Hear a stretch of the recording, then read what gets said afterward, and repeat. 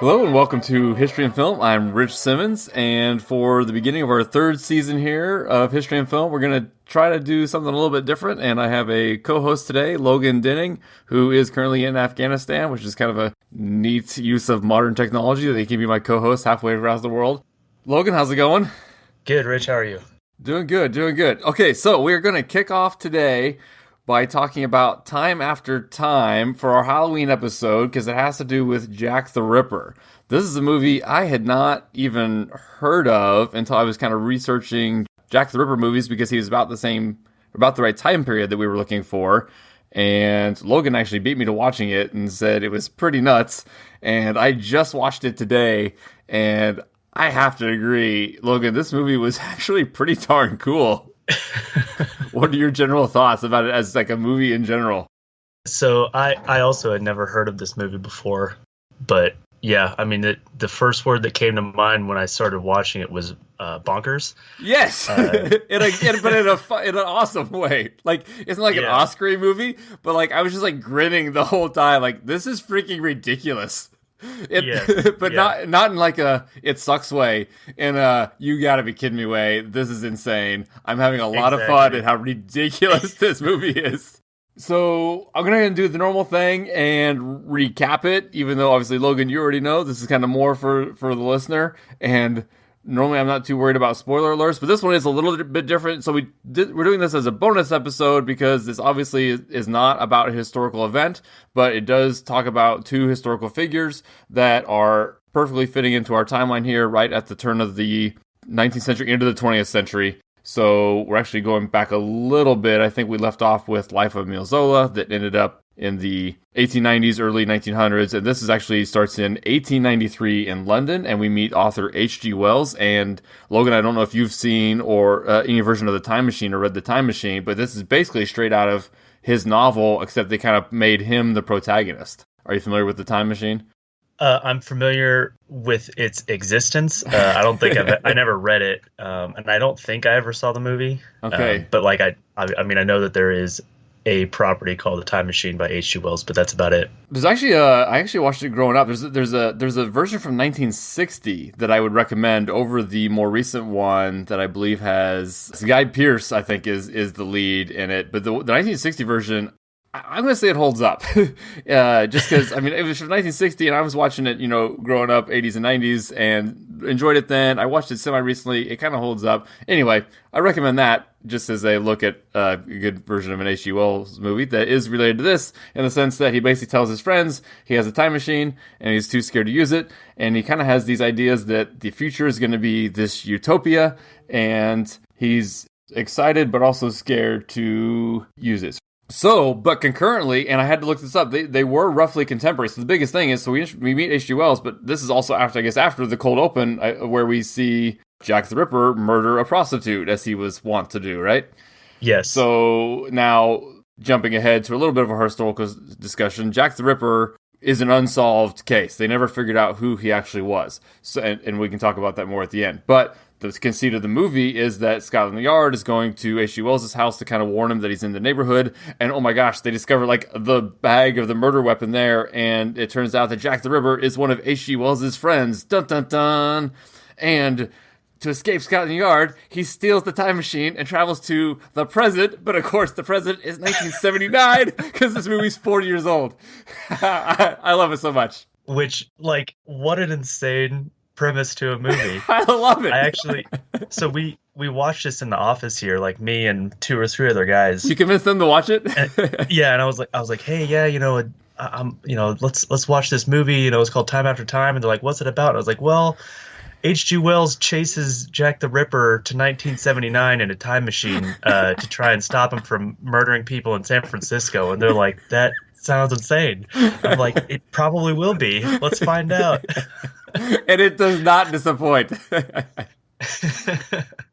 So yes, but also I think why it works, and ultimately I think it holds up, is it never takes itself too seriously. But without being a comedy, it's not a comedy, but it definitely got some comedic elements, especially when he meets Mary Steenburgen, who is awesome also, by the way. Oh yeah. So That's basically it. I mean, as far as the setup goes, it's just H.G. Wells, like Logan kind of said. So they go to San Francisco, and this confused me at first because I thought the time machine stayed put, but the idea was it's basically just going around the Earth. It's basically rotating the days for you on fast forward. So he's 8 hours off, which puts him in the San Francisco time zone. Is kind of how he ended up in San Francisco. Basically, just because they wanted to set the movie in San Francisco. There's no other reason to be in San Francisco. I thought that the movie was in San Francisco because in 1979 the time machine was in that museum. It was an H.G. Wells exhibit. Like they had it as like from his house. Okay, no, I'm legit confused on that because he leaves from London and he's confused why he's not in London. He's even asking why he's in San Francisco. And when he discovers he's in San Francisco, he kind of looks at his watch and he says, "Oh, that's right, I'm 8 hours off." Right. But you're saying it's both. I guess it's a chicken and egg thing. You're saying he's 8 hours off because the time machine was moved to San Francisco? Yes. Okay. I was kind of confused by that. They said it was discovered by some workers 2 years previously to the H.G. Wells Museum. But I guess my thought there too is, I'm so confused. So so he arrives in San Francisco in the H.G. Wells Museum in the time machine. So you're saying the time machine, he's traveling within it, but yet it exists, so it doesn't disappear. But it disappeared from his place in London. It disappeared when I want to say Moriarty. It disappears when Ripper takes it from London. So you're saying though, before he arrived in San Francisco, it was already sitting there waiting for his arrival? So this was the whole thing. It was like two separate keys, right? That they both had to be in. One meant that if it was in, because that's why it came back the first time. Right. Remember, because Jack the Ripper had this key, so he went in the time machine, but the time machine automatically had this setting where it came back. Okay. Because Jack the Ripper didn't have the right key. Right. And so, but then when H.G. Wells went to the future, he had that key in it so that it stayed in the future. Before he got there? No, at the same time. But I'm saying the people in the museum seconds before he arrived, what did they see? Well, I don't think they saw like a flash of light or anything. I think it was just like they just kind of turned around and there's this guy sitting in the time machine. But the time machine was already there. Right, yeah, exactly. Okay. I guess. Let's not dwell on that. Again, we're trying to keep this relatively short. Moving on. So basically, he's got to find. I keep wanting to say Moriarty just because it seems like a Holmes and Moriarty, and of course, he ends up using Sherlock Holmes as an alias, not realizing that's the worst alias ever. Because Sherlock Holmes is a more known name than H.G. Wells. But so he's looking for Jack the Ripper, who again historically we don't actually know who it is, but they basically say in the movie here it's a doctor who kind of had some anatomical knowledge to make his murders that much more gruesome, which does kind of tie in to some actual theories I looked up. Yeah. Anyway, so he's not sure how to find him, and I didn't really follow this exactly either. So basically, he has some London currency, English currency that he needs to exchange so he can buy things in America, and he assumes, well, surely this must be the first thing Jack the Ripper did too. So the way he tracks him down is through currency exchange, which is also just silly saying it out loud. And he correctly assumes that. He correctly assumes that not only was the first thing that he would do is change his money, but also that he would go to the exact specific bank. Well, it took him a few tries before he found the Bank of London in San Francisco. Well, that's true. But yes, that was like his, of course, he'll go to the Bank of London. And yes, he's right.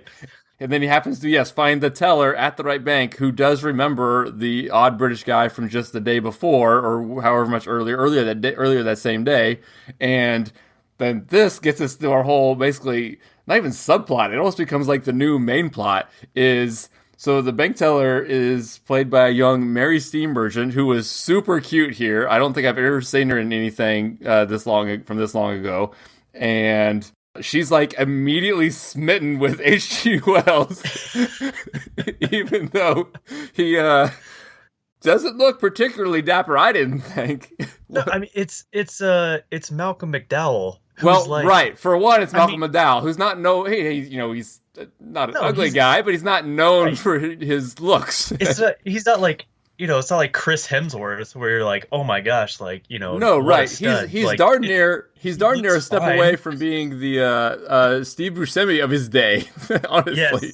Yes. Yeah, exactly. A little better looking than that. Anyway, but Mary Steenburgen is just in love with him. And I should say her character's name is Amy Robbins.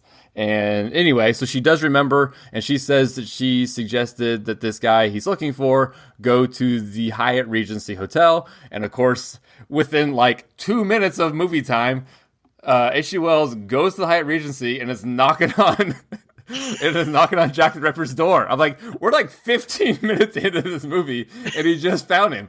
Where are we going to go from here? But so Jack the Ripper wants to return back to their own time, I guess. I don't know. He keeps changing his plans throughout. But is this where he talks to him about the future, or is that later? It's in the hotel. Yes. Because he shows him the TV. Yes. Why don't you explain that real quick, what I'm talking about, the whole idea of utopia that H.G. Wells is hoping for. Yeah, so basically, H.G. Wells goes to the hotel to try and convince Jack the Ripper to come back to 1893 with him in the time machine. And I don't remember exactly how they got on the topic, but basically Jack the Ripper says, you thought that the future was going to be this utopia. There was going to be no more wars, basically equal rights for everybody. And then he turns on the TV and shows him actually that's not the case. The world is still a horribly violent place, and in his mind, an even more violent place. And he's like, no, this is where I belong. And I think he says something about, in 1893, like I was a freak and now I'm the norm, which I don't know. I don't entirely agree with. I don't think everyone was, prostitute murdering and dismembering psychopaths in the 70s, but. Right. I think it was less than 40% of the population was prostitute murderers. But yeah, the exact quote he says is 90 years ago, I was a freak. Today, I'm an amateur. That's what it was. Yeah. But yeah, so Jack the Ripper is basically like, screw you. This is the world I belong in. Although I guess he wants the time machine key to stay here. I don't know. Anyway, it's like, why does that even matter? Just kill H.G. Wells and stay in the 70s if that's where you want to be.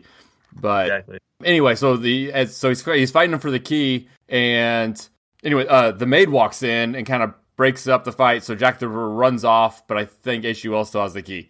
So he runs out after him to try to get him, and Jack the Ripper's hit by a car. And H.G. Wells tries to go to the hospital to just keep dealing with him, and he can't find him, but a nurse makes him think that Jack the Ripper died of internal bleeding because she says that happened to someone who fits the description. So we don't, because the number one rule is no corpse, no death.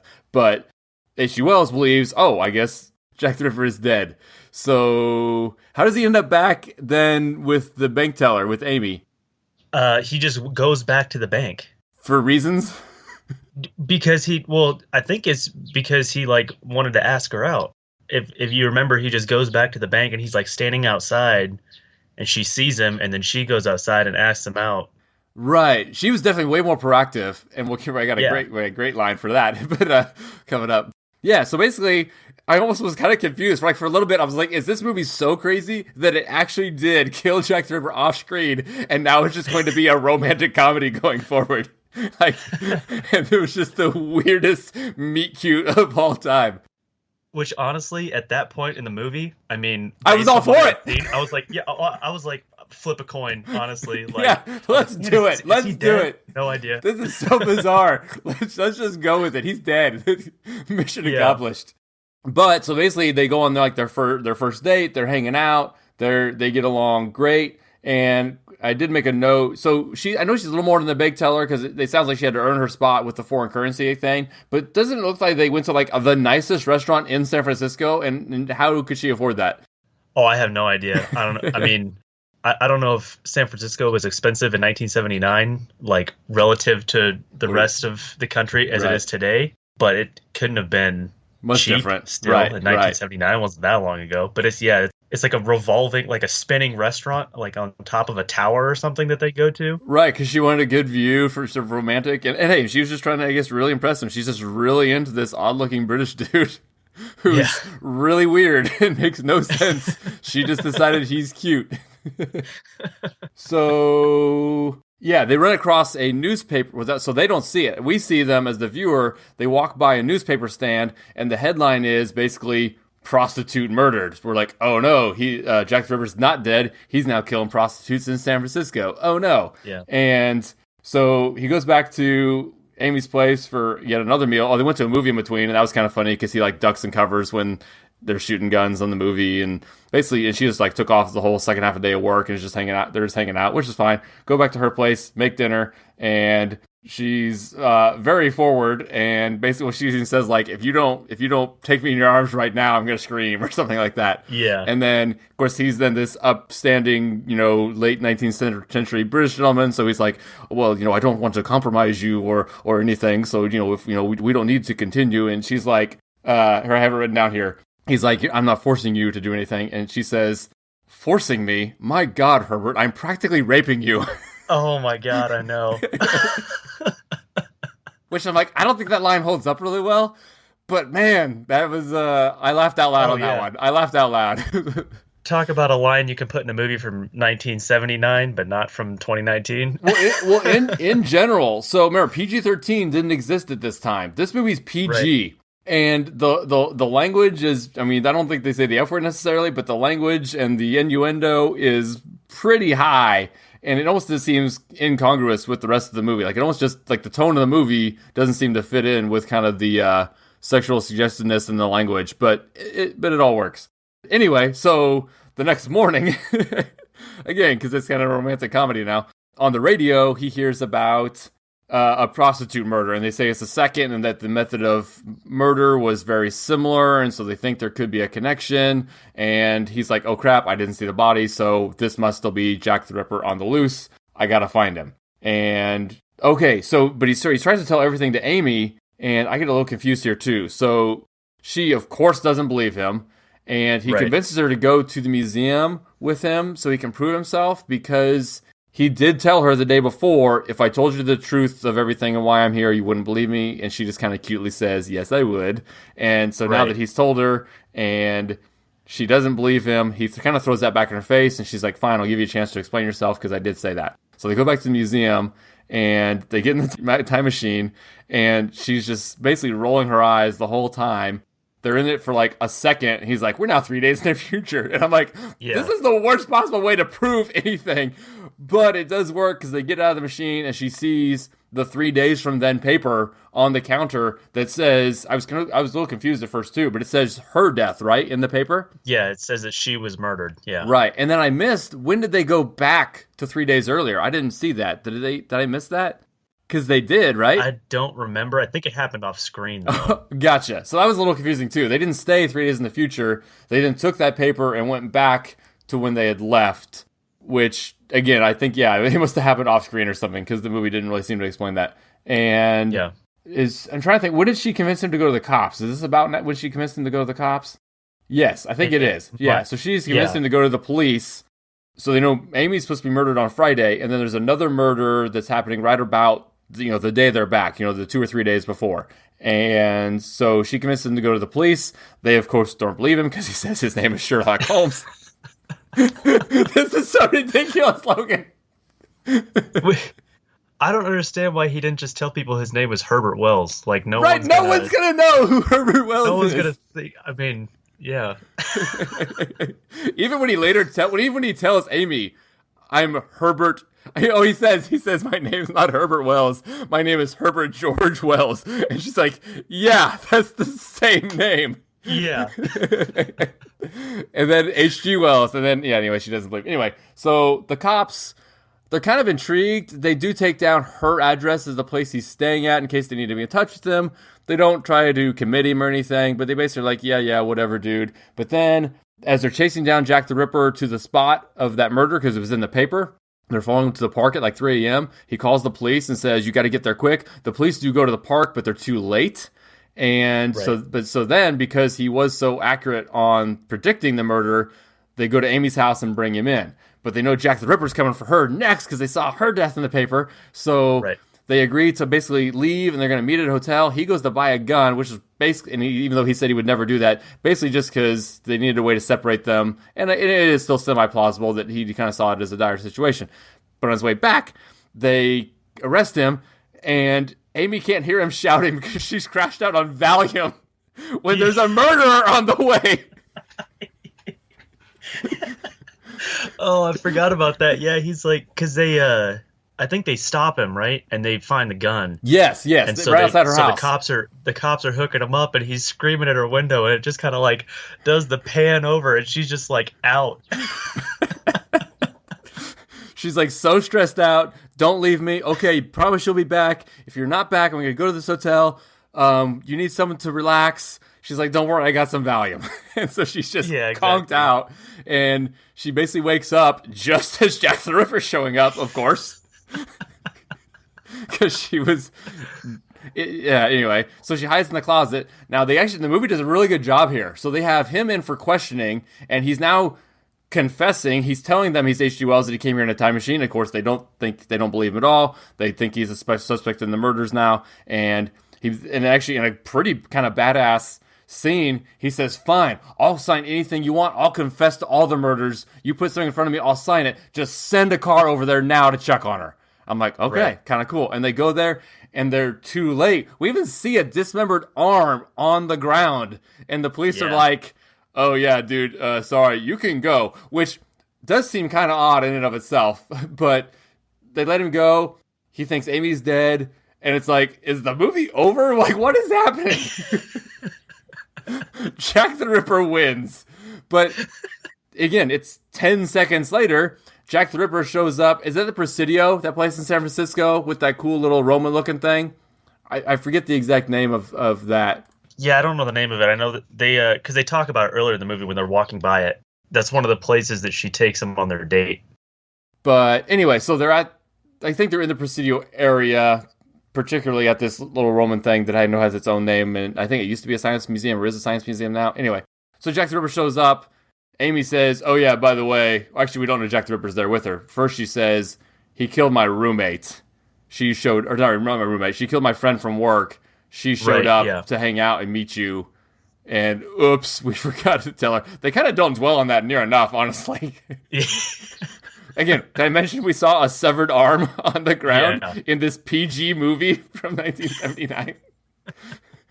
Oh, I actually really love this movie. Anyway, so he's like, basically, give me the key or I'll kill her, okay? Gives her the key. You're an idiot. I'm taking her with me. So now Jack the Ripper's going to go back to the museum. And what's his destination? Where's he going to go? Does he say? I still don't understand why he's not just staying in San Francisco, staying in 1979 if that's where he likes. Why is he going back to the time machine? I honestly don't remember it.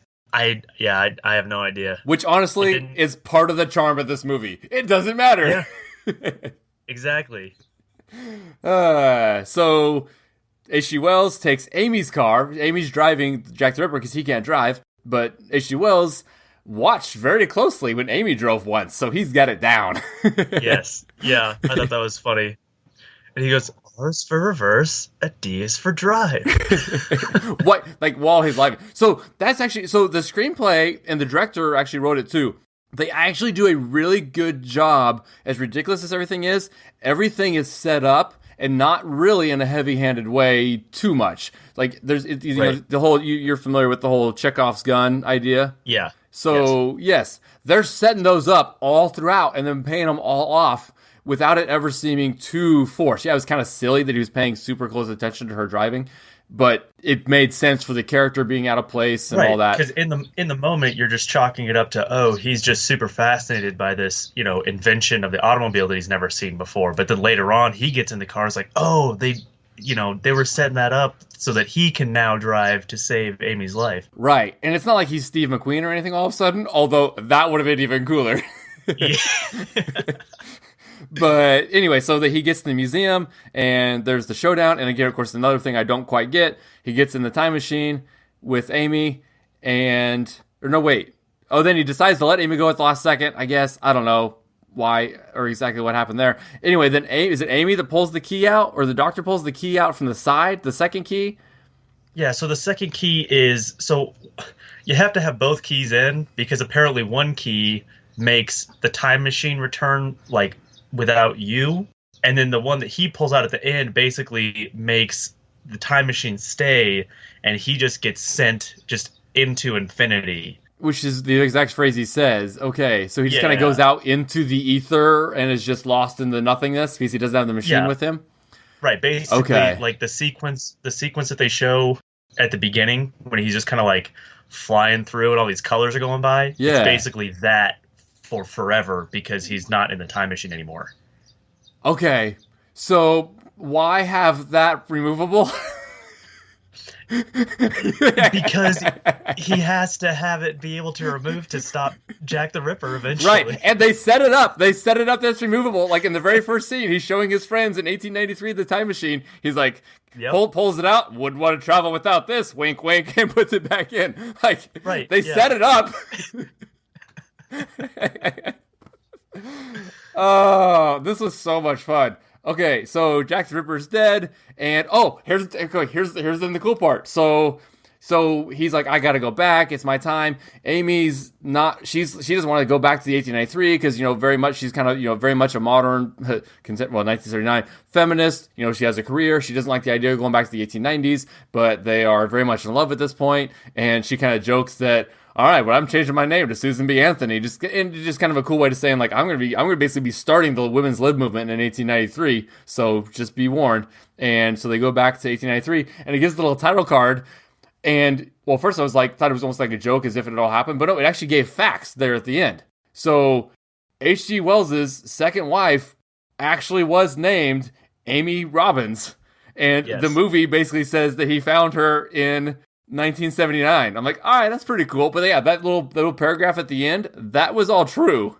It's just that he obviously did find her in 1979. So cool movie. I actually highly recommend it. It's just a lot of fun.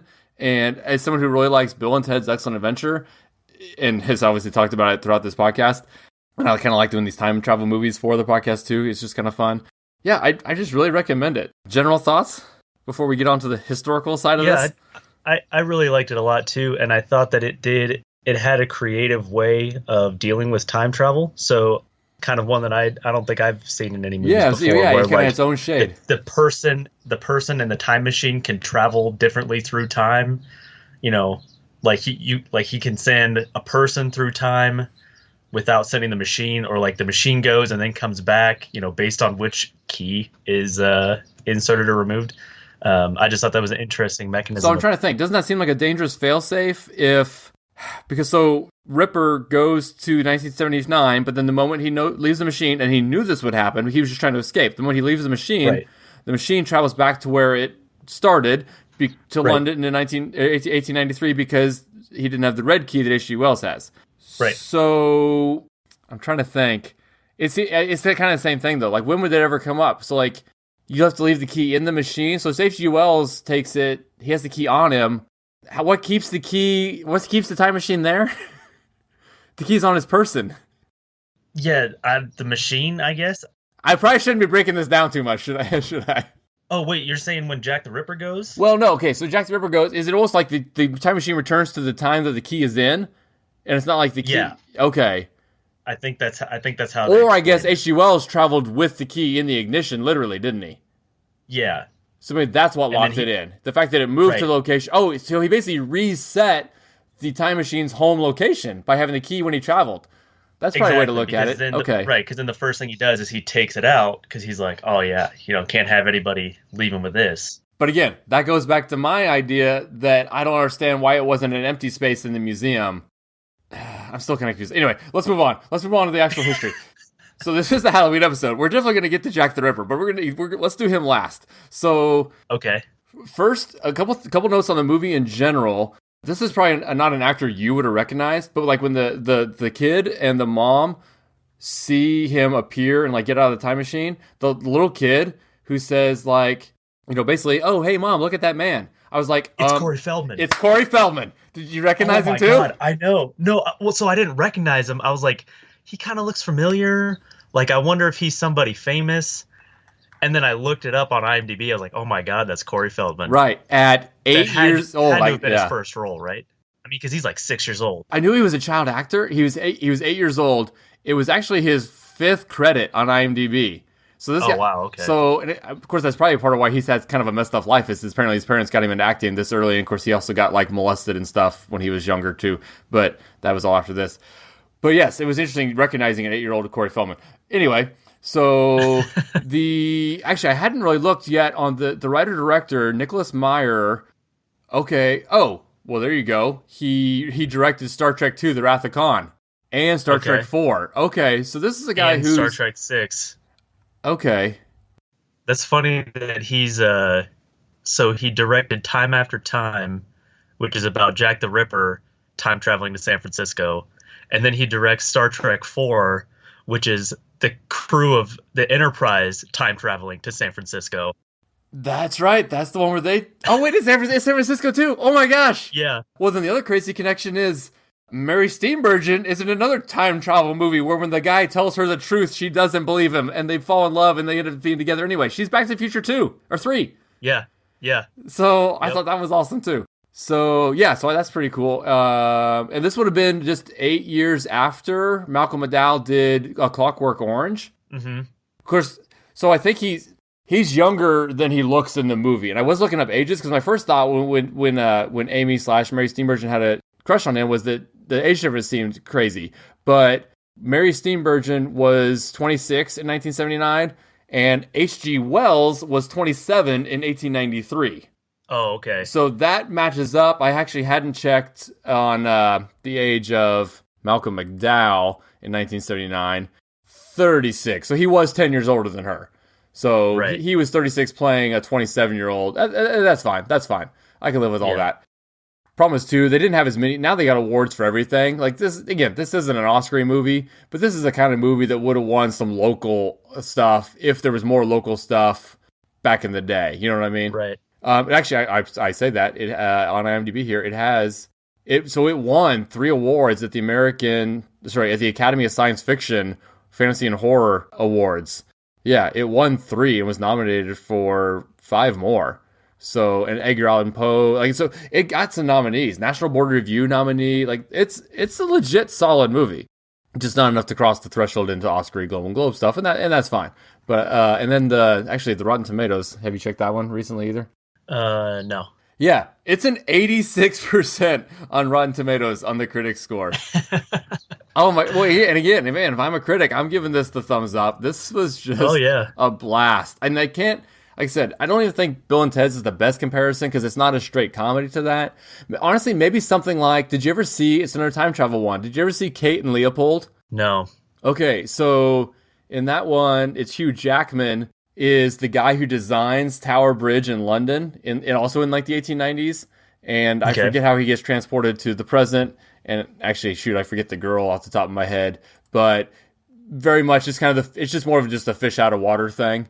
But it definitely has the same kind of feel, where it's mostly a romantic comedy, but definitely has kind of some serious repercussions to the time traveling and him trying to get back and all these kinds of things. So I would say if you liked Kate and Leopold, Time After Time is definitely right up your alley.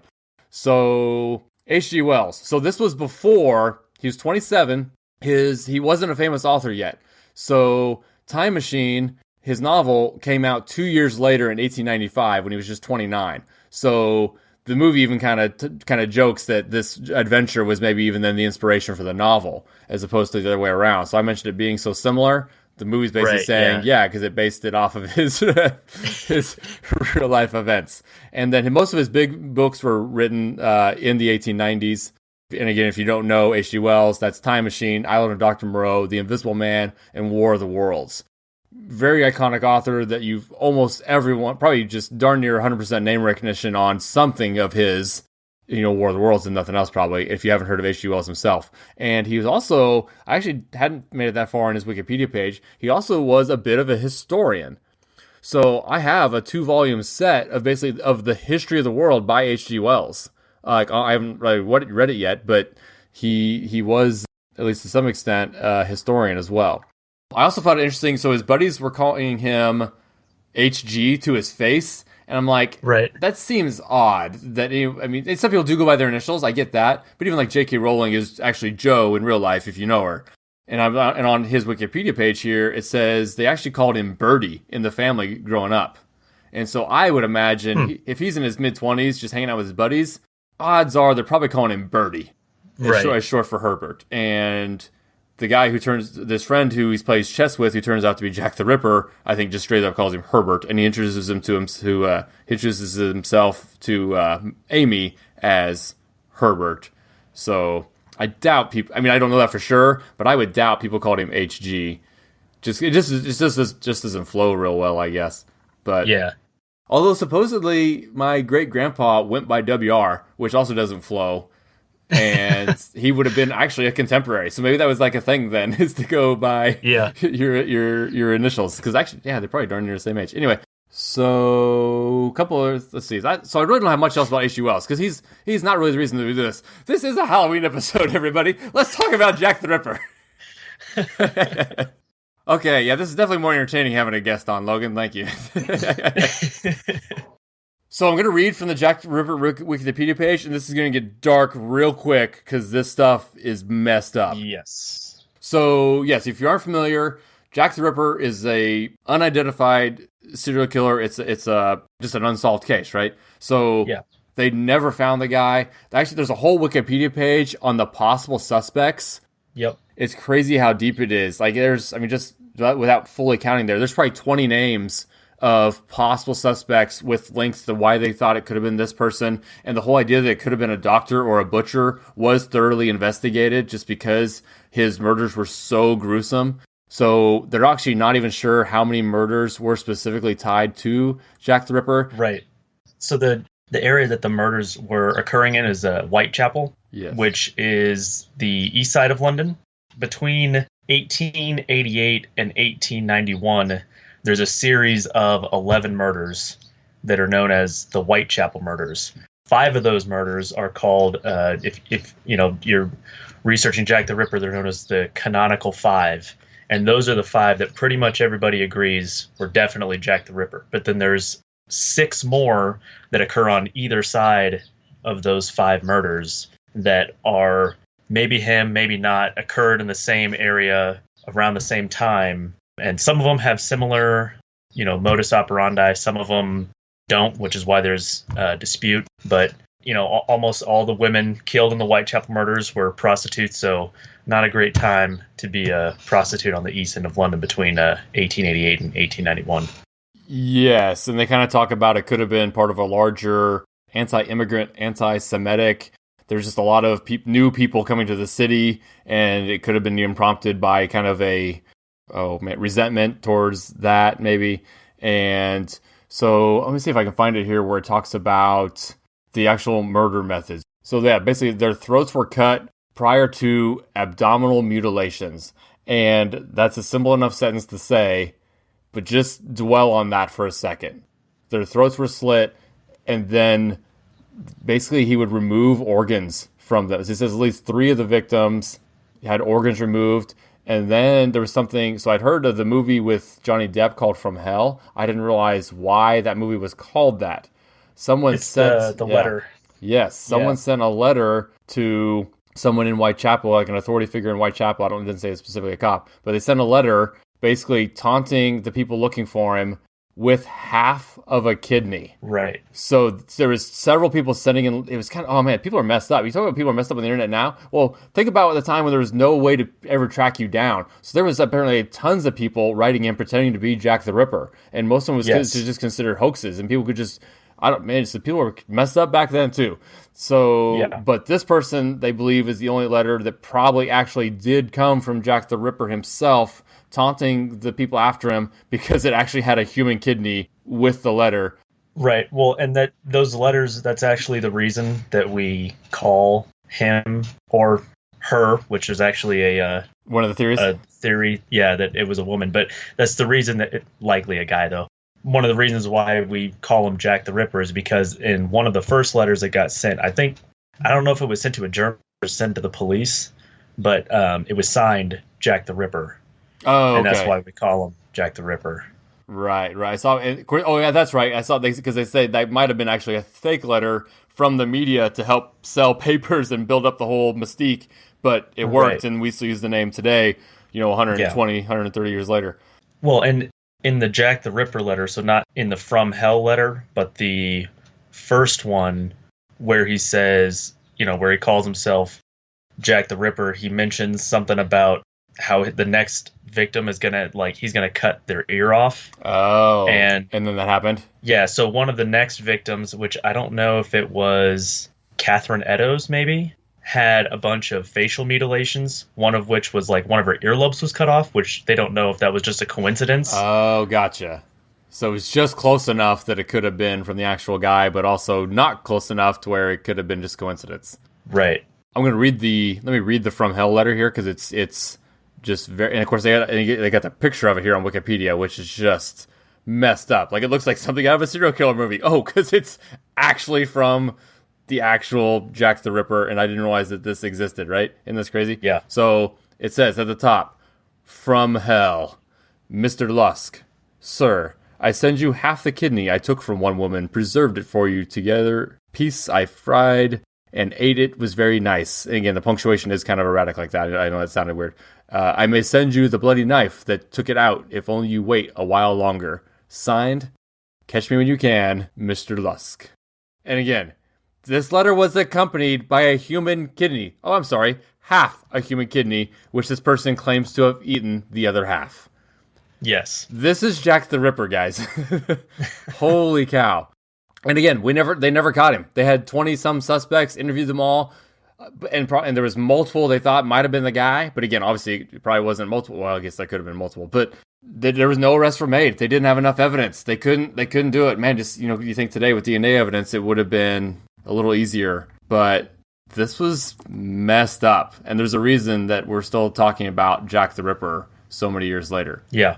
The one other thing I was going to mention, did you catch that the police in San Francisco in 1979 in the film mentioned first Zodiac and now this, a reference to the Zodiac killer? Right, which, again, still unsolved. And the movie came out in 1979, and the Zodiac killer was active in the 60s and 70s, so this was recent memory. Yes, right on the heels of. Yes, absolutely. And man, of course, at the same time, it's why they could have just gone that step further. They could have made Jack the Ripper the Zodiac killer.